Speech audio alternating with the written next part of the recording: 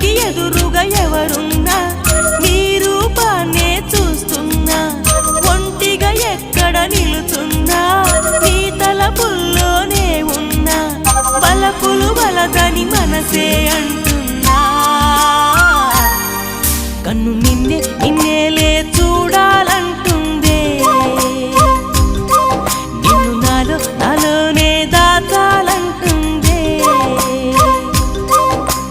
ఎక్కడ పడితే అక్కడే నువ్వు కనబడుతూ ఉంటే రెక్కలు విప్పిన చప్పుడై మది తడబడుతూ ఉంది